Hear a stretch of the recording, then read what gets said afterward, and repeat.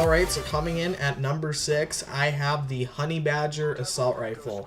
The gameplay we'll be watching is on the map Prison Break for this weapon, and it was a pretty good gameplay with the Honey Badger. I just unlocked the green camo for it, which is kind of cool.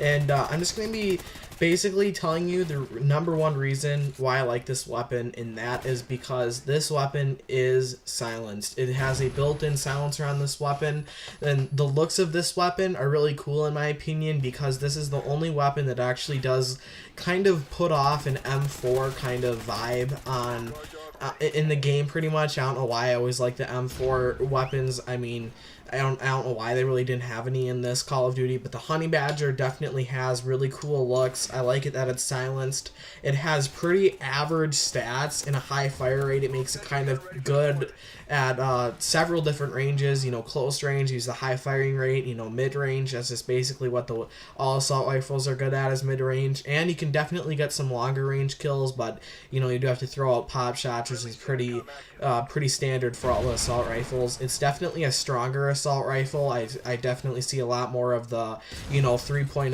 KD kids using it. A lot of people love this weapon because you can actually have, you know, up to 4 attachments just because the silencer is already built in.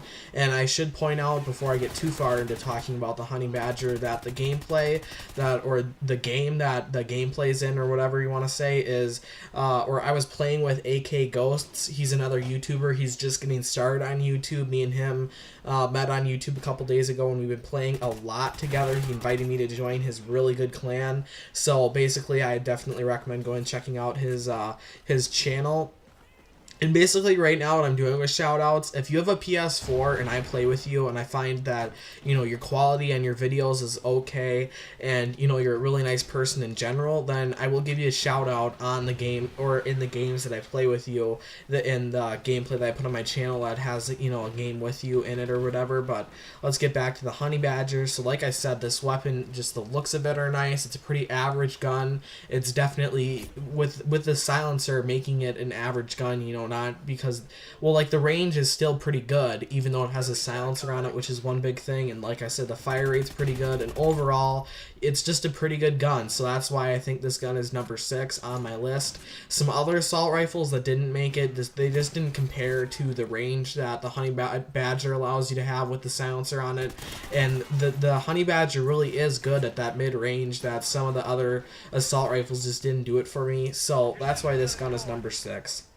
Alright, so coming in at number 5, I have the Vector SMG. It is good at everything. I have to say that this is definitely the best SMG in my opinion in the game, or one of the best, definitely in the top 2 or top 3, and that's why this gun is number 5 for me. It's just, it has long range written all over it for SMGs. You can pick up longer range kills, close range kills, mid range kills. It's just good overall. You can still pick up longer range kills. It's just the only SMG in my opinion that can actually get those really extremely long range kills. And why some of, or the biggest SMG I should say that was competitive with this one was the MTAR. The MTAR was hugely competitive, and I was playing with it for so long, the MTAR and the Vector, to decide which one was better. But then you're probably thinking, well, is the MTAR, why wouldn't the MTAR be, you know, number 6 or number 7 if it's so close to the Vector? That's because one thing changed my opinion about the MTAR forever, and that was the fact, after I played with it for 5 games for each weapon, I looked at the different stats I compiled with the Vector and the MTAR, and the MTAR was about 5 times worse than the Vector. And then I went back and I looked at the gameplays and I saw exactly why. The MTAR just, I don't know why, the accuracy just goes crazy on the MTAR, or it seems like a lot more than the Vector.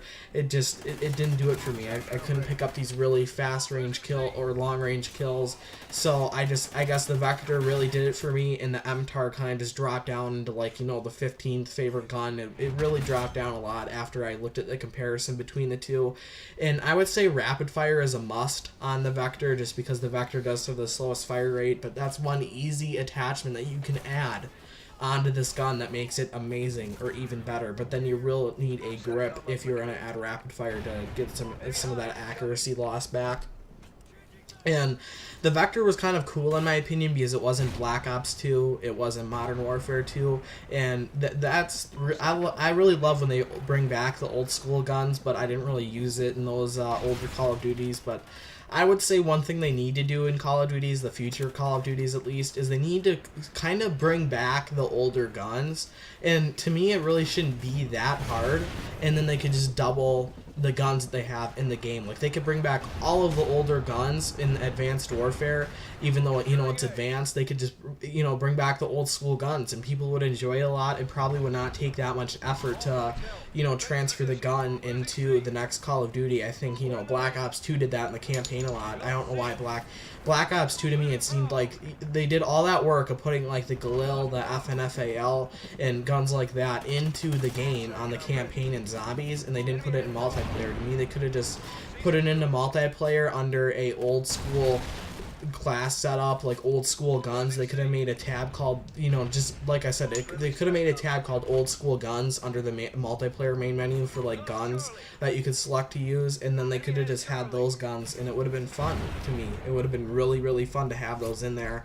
They probably would have nerfed those guns to shit too, though, so that's one thing that Black Ops is really bad at. Hopefully they don't do that in the next Black Ops or Treyarch game. Hopefully they don't nerf it, basically. But like I said, that's the story of the Vector pretty much. I know the upcoming videos, you know, tomorrow's the K7 review guide, and then the next day is going to be a live gameplay. So definitely stay tuned on my channel for that live gameplay that's coming up in 2 days from when this video is released. As always, thanks for watching.